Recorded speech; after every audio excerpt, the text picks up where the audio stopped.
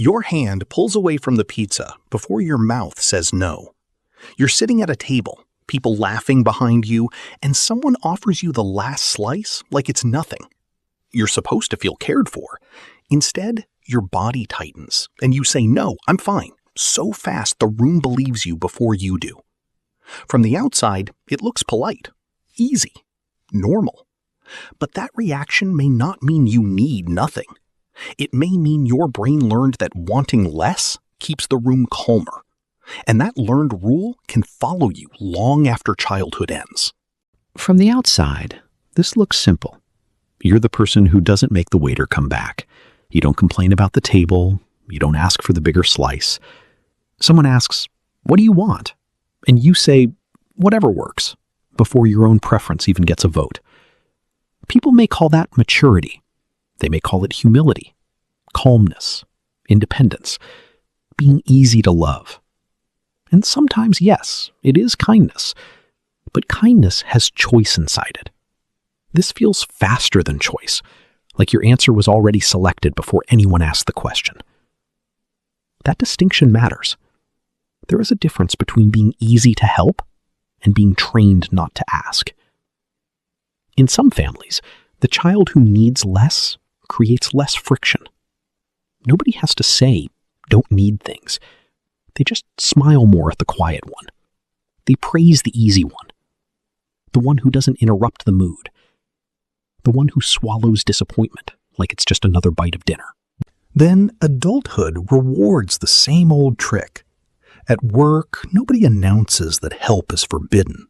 They just praise the person who stays late, says nothing, fixes the mess alone, and makes everyone else comfortable. So the brain starts collecting evidence. Need less, and people approve.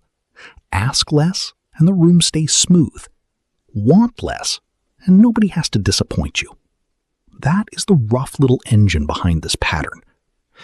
Behavioral psychology would say the behavior keeps repeating because at some point it reduced discomfort.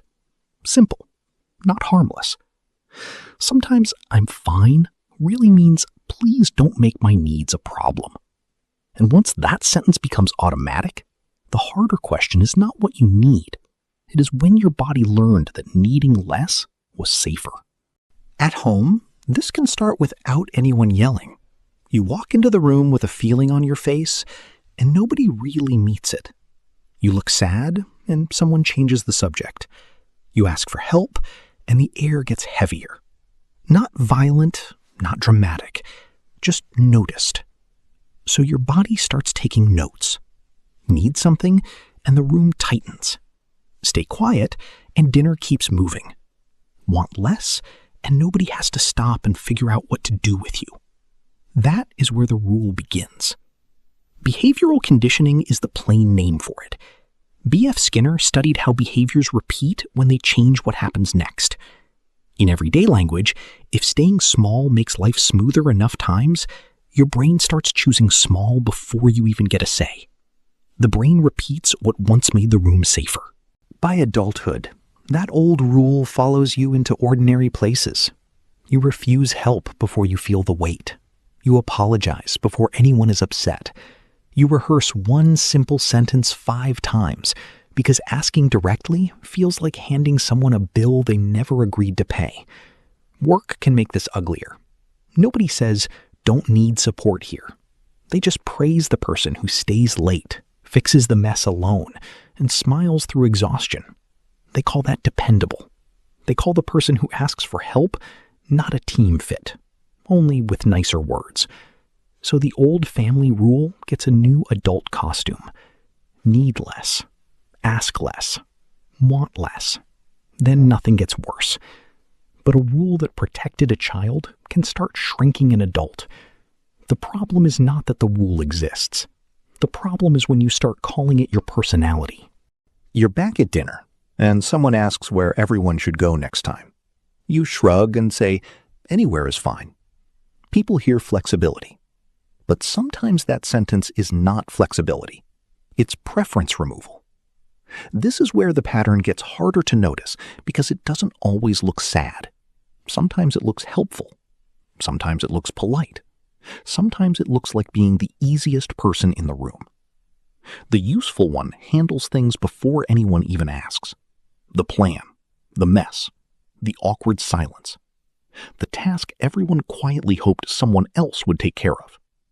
People call them responsible, but the hidden function goes deeper than that. Staying needed without looking needy. The sorry one apologizes before anyone is even upset. Sorry, can I ask something? Sorry, it's not a big deal. Sorry, forget I said anything. People may call that sensitivity, but sometimes apology becomes a broom.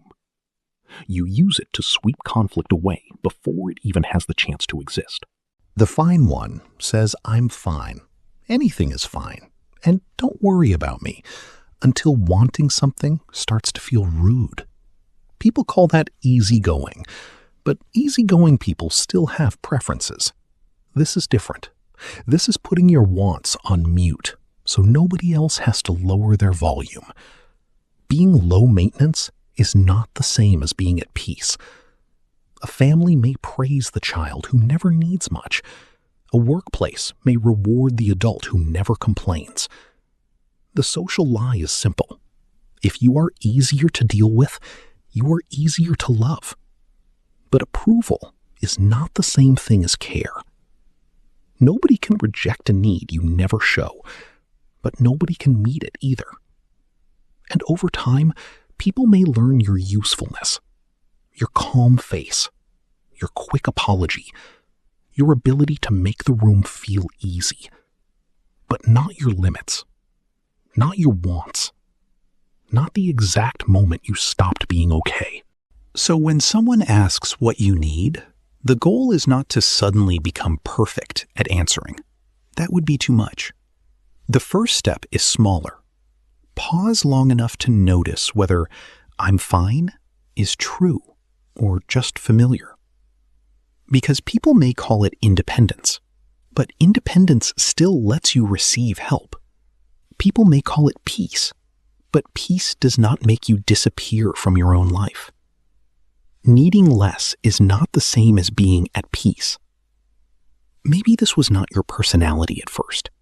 Maybe it was a quiet rule, a safer answer, a way to keep the table calm before anyone had to deal with your hunger, your exhaustion, your preference, or your wanting. And that matters, because nobody can reject a need you never show, but nobody can meet it either. So maybe the next time "I'm fine" rises automatically, you do not have to fight it. Just notice it. Let there be one small pause between the old rule and your real answer. Finish this. I learned to need less when